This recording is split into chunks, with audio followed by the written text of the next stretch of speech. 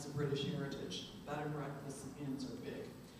And they know their marketing. And so I was at the New Brunswick Bed and Breakfast meeting, and they had a contest for the best marketed inn.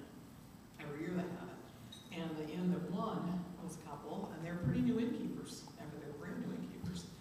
And he had put together something I think is so brilliant.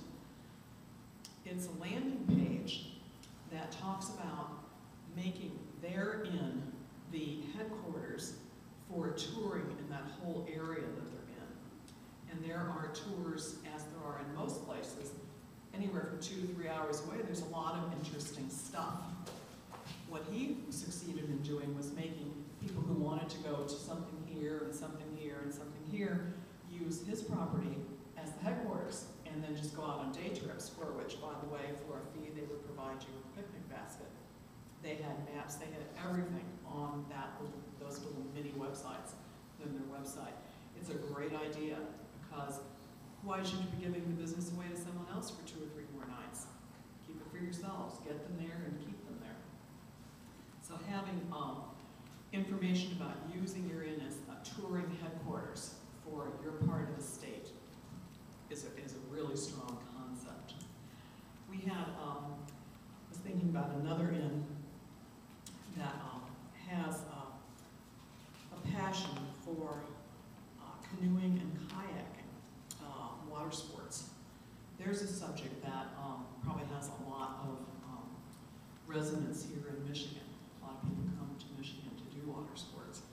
There are a lot of ways you can take that, if it's your hobby, or maybe it's fishing, or maybe it's duck hunting, or water skiing, and kind of the list goes on when you start thinking about what people are really passionate about. But you can take those water sports, and by hooking into the local purveyors of equipment or of experiences, that would be like docks, for example, sporting goods stores,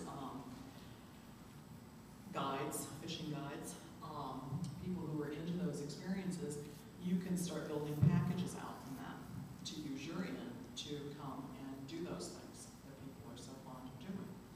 And that's another great way to market based upon your passions.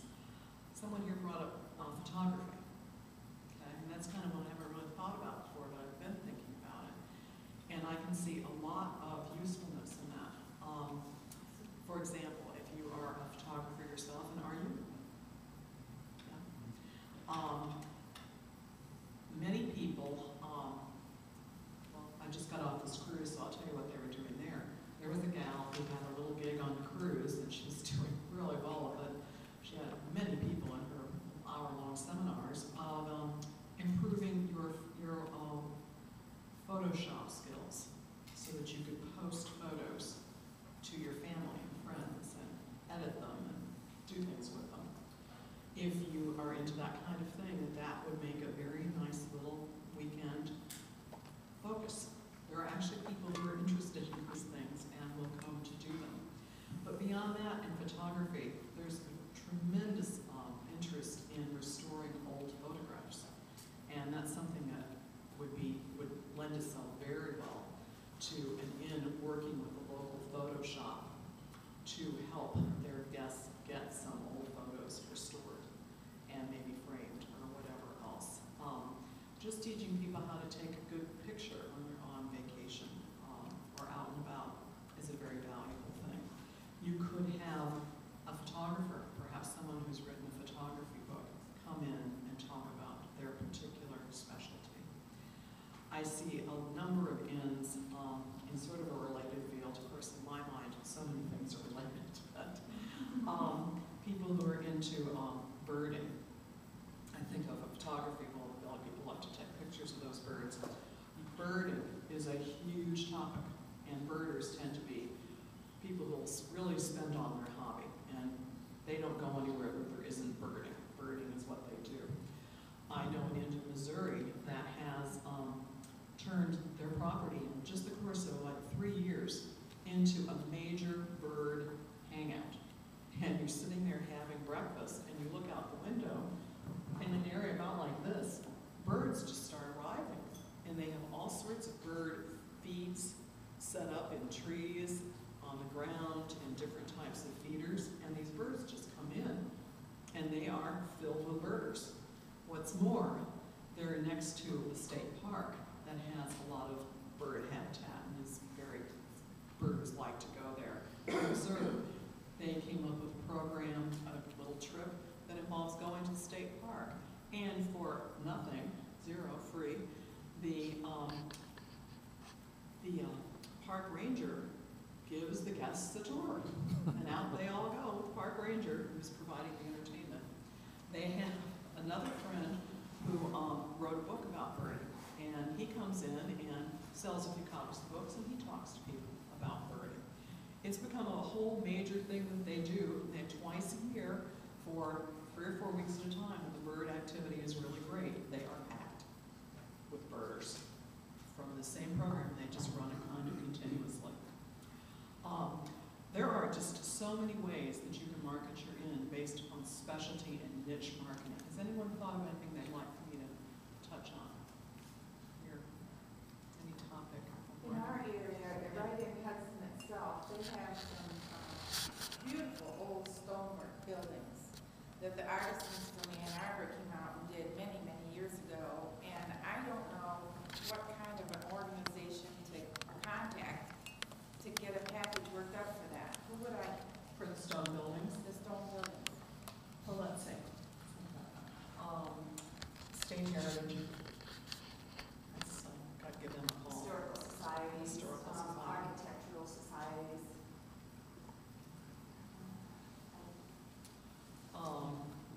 If they're on the state or national register of historic places, or would like to be, I would think that the historic register could give you some good starting points. Local libraries, see if the librarians has any old photographs of those buildings. Maybe they were in, others like them, or they were in better condition at one time. Let's see.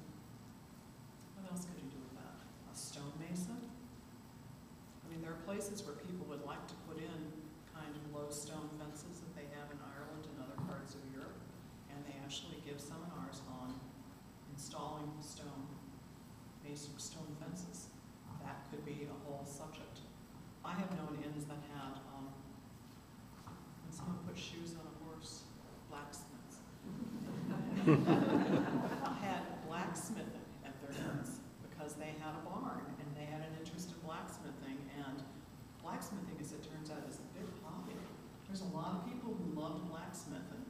They make all sorts of things, and you go home from these weekend blacksmithing classes with some clever thing made out of an old frying pan, maybe you made a frying pan, or some wonderful harrow blade. I've seen harrow blades turned into burners, the kind you use on your back porch, braziers.